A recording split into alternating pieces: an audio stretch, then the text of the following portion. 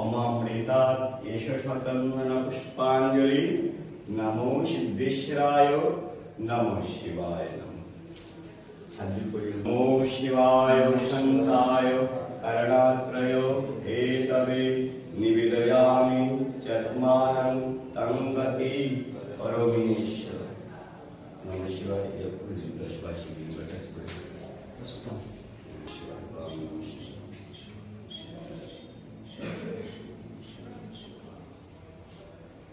ओम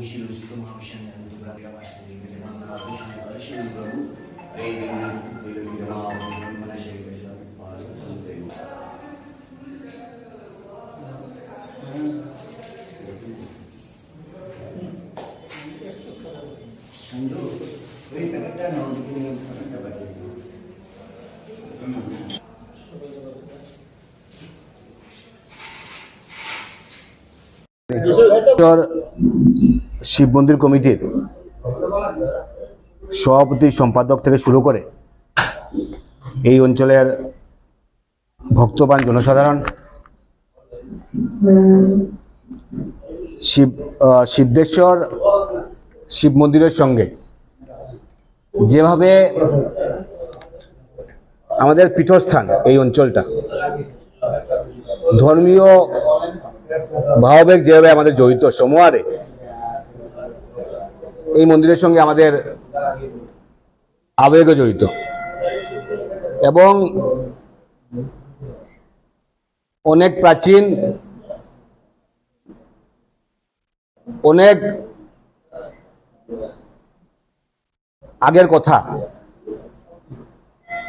এবং আমাদের সভ্যতা সংস্কৃতিতে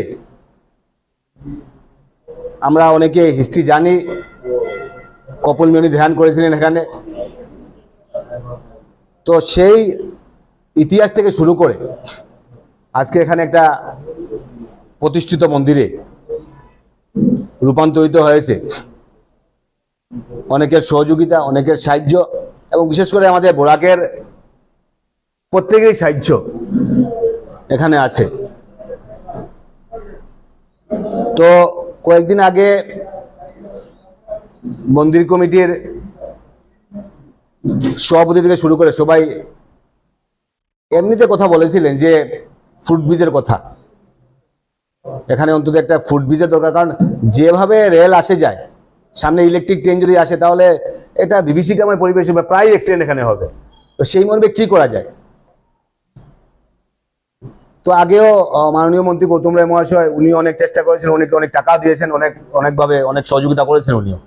তো সেই মর্মে আমি মাননীয় মুখ্যমন্ত্রীকে সেটা আমি অবগত করাই এবং আমাদের মুখ্যমন্ত্রী উনি বরাকবেলি সম্বন্ধে উনার নলেজ, উনার সব ব্যাপারে উনার একটা অভিজ্ঞতা একটা আছে।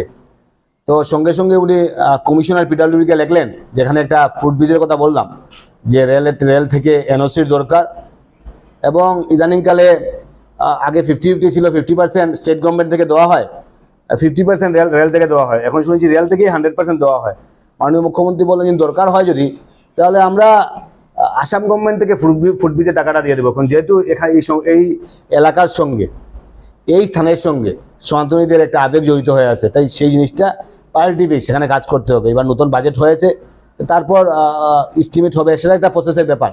তো সেই মুখ্যমন্ত্রীকে জানানোর সঙ্গে সঙ্গে পিডব্লিউডি কমিশনারকে লিখলেন এবং পিডব্লিউডি কমিশনার রেলের ইঞ্জিনিয়ারিং সেকশনে লিখলেন এবং লেখা হয়েছে আমি 1 তারিখে যাব। 1 তারিখে যাওয়ার পর ওনাকে আবার মনিটরিং করবো, করার পর যাতে রেলের সেই টিমটাকে এখানে আনার পর কীভাবে ফিজিবিলিটি আছে, কি করা যায়, কি করলে অন্তত সেই ফুটব্রিজটা করা যাবে। সেটা তো বললেই হবে না, এদিকে নামিয়ে দেবো ফুটব্রিজ হবে না। অন্তত রেল ডিপার্টমেন্ট আসতে হবে, পিডব্লিউ ডিপার্টমেন্টে আসতে হবে, সেখানে ফিজিবিলিটি দেখতে হবে। তারপর যেদিকে করলে সম্ভব, যেদিকে করলে আমরা উপকৃত হব, সেদিকে দিয়ে অন্তত আমাদের একটা ফুটব্রিজ আমরা একটা চাই, 1 নম্বর কথা। 2 নম্বর কথা হচ্ছে গিয়ে যে আমাদের সেই মন্দিরে এখনো মন্দির কমিটির সভাপতি জানিয়েছেন যে মন্দির কমিটিতে অনেক টাকা আছে, সেই মানুষের দানকৃত টাকা, হয়তো বিবাহ হয়েছিল সেটার টাকা, অন্তত সেই টাকাটা আছে। সেই মর্মে মন্দির কমিটি বিভিন্ন কাজ এখানে চালিয়ে যাচ্ছে, সামনের দিনও কাজ চালিয়ে যাবে এবং সেই মর্মে আমি মনে করি যে আমরা বিভিন্ন ধর্মীয় প্রতিষ্ঠানে আমরা সাহায্য সুবিধা করা, প্রত্যেকটা ধর্ম প্রতিষ্ঠানে সাহায্য সুবিধা করা আমাদের দায়িত্ব কর্তব্য, কিন্তু এই প্রতিষ্ঠানে যদি সাহায্য সুবিধা করি তাহলে আমি মনে করি যে আমাদের একটা অন্তত একটা পীঠস্থান আমরা বলতে পারবো, আমাদের বরাকের একটা পীঠস্থান, ধর্মীয় পীঠস্থান বলতে পারি। সেই মর্মে বরাকভ্যালি ডেভেলপমেন্ট ডিপার্টমেন্ট বানানো হয়েছে, সেখানে টাকাও দেওয়া হয়েছে, সমষ্টি ওয়াইজ টাকা এলোকেশন করা হবে। তো আমি মাননীয় মুখ্যমন্ত্রীর কাছে অনুরোধ করবো যাতে বড় অঙ্কের টাকা যাতে আমরা সেই শিব মন্দিরে, সিদ্ধেশ্বর শিব মন্দিরে যাতে আমরা দিতে পারি। এবং বিশেষ করে মন্দির কমিটি দাবি জানিয়েছেন যে এই স্থানটাকে যাতে আমরা একটা ট্যুরিজম প্লেসে যাতে আমরা রূপান্তরিত করা যায়।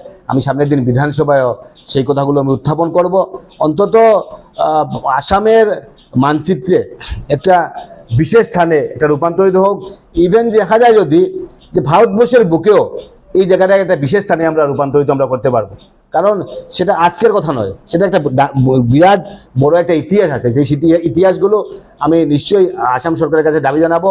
ইফ নেসেসারি আমাদের দরকার হয় যদি আমরা আমাদের কমিটি আমরা মাননীয় মুখ্যমন্ত্রীর সঙ্গে আমরা যোগাযোগ করব যাতে এই স্থানটাকে পেয়েছি আমাদের মাননীয় বিধায়ক, উত্তর করিমগঞ্জের বিধায়ক শ্রীযুক্ত কমলাক্ষ দেবপুরকাস্ত মহাশয়কে। আজকে আমরা সবাই এখানে সমবেত হয়েছি আমাদের এই মন্দিরের কিভাবে মন্দিরের অনেকগুলি অভাব অভিযোগ আছে, অনেক জিনিস করার বাকি আছে, গতিকে সেই সব সম্পর্কে উনি যে এসেছেন আমরা কৃতার্থ বোধ করছি এবং উনির সঙ্গে অল্পক্ষণ পরে আমরা সেই সব বিষয়ে আমরা বাক্যালাপ করব। আপনারাও সবাই যার যা বলার দরকার, যার মনে এই মন্দির উন্নয়ন সম্পর্কে সবাই মন খুলে আলাপ আলোচনা করবেন। আমাদের মাননীয় বিধায়ক শ্রীযুক্ত কমলাক্ষ দেব।